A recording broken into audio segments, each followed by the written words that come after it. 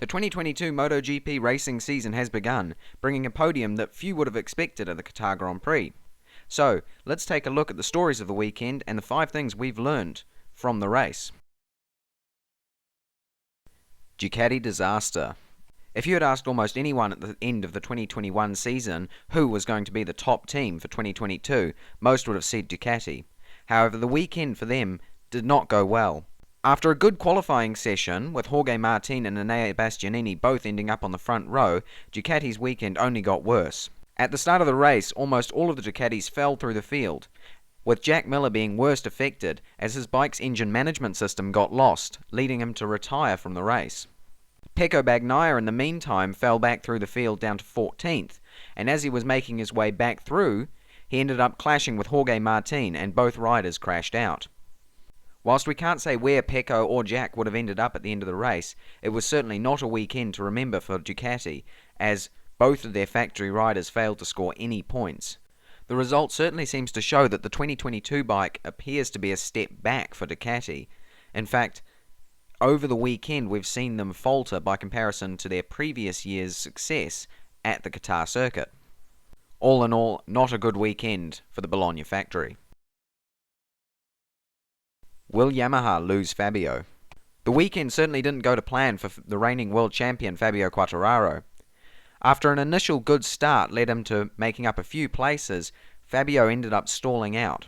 He eventually found himself in a lonely 8th place, and then ended up getting pipped at the line, finishing 9th as Zarco used the speed of his Ducati to just beat him by 0.0007 seconds. It also wasn't a good start for Franco Morbidelli, as the Italian ended up finishing in 11th, only 1 place higher than he qualified, even though there were multiple crashes in front of him. The biggest talking point for the Yamahas was the lack of top speed down the straights, and this problem was most requested by Fabio Quartararo to fix, as it's free time for any rider and any bike who can achieve higher top speeds down these main straights. And this puts Yamaha in a precarious position to hold on to Fabio for the future, as his biggest request appears to have fallen on deaf ears. KTM mixed weekend. Undoubtedly one of the stars of the weekend was Brad Binder. The South African managed to make up 4 places in the initial few laps of the race, and then ended up finishing in 2nd after Pol's mistake at turn 1. Brad certainly showed how talented he is. However, for KTM, the weekend overall was a bit of a mixed bag, as Miguel Oliveira crashed out, and the only other KTM rider to score any points was Remy Gardner in 15th place. Brad's performance on the KTM certainly shows that the bike is capable of fighting up front for podiums and wins, and if these other riders can find their form, I expect them to be coming further through the field and ending up in the higher point scoring positions. Pole on point. Pol Espargaro told us just how comfortable he was on the new Honda during testing, and he showed that in this first race, as he led the first 3 quarters of the race. Although pressure from Bastianini led to Pol making a mistake into turn 1, we saw just how competitive that Honda was, and I expect Pol will take it to victory at least once this season. He's so comfortable, and he's ready to win races. Beauty of the beast. Undoubtedly the story of the weekend was Enea Bastianini's amazing win. It was his first ever victory, and a beautiful tribute to the late great Fausto Gresini. Enea's ride was incredible, a symphony in tyre management, determination, and most of all, talent. He had absolutely brilliant speed throughout the race, and it was all rewarded with that first ever victory. I'm glad we can start the 2022 season with a brand new race winner in MotoGP. Rider of the weekend. My rider of the weekend certainly has to be Enea Bastianini.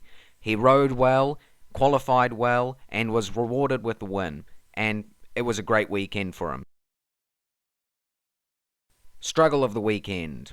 My struggle of the weekend has to go to Fabio Quartararo. It certainly wasn't the start that the world champion would have wanted to his 2022 season. However, be it fault of Yamaha or Quartararo himself, which I think is less likely, it shows that there's something wrong there, and both of them need to step up, the team and Quartararo himself, if they want to mount a title challenge this year. So that's the 5 things that I learnt. I hope you found this video interesting. I'd like to ask you to like and subscribe. It's a bit weird to ask that, but I'm going to start doing it. And I want to ask the question of, who was your rider of the weekend and struggle of the weekend? And also, what were the 5 things that you learnt? Are they different from mine, or did I miss anything out? Thank you for watching. Goodbye.